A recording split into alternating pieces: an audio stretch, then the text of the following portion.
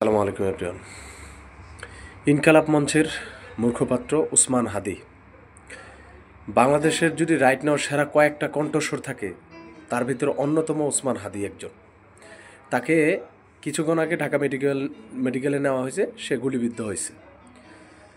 আল্লাহ মানে এরকম মানুষটি আমাদের দেশে খুব বিশেষভাবে প্রয়োজন।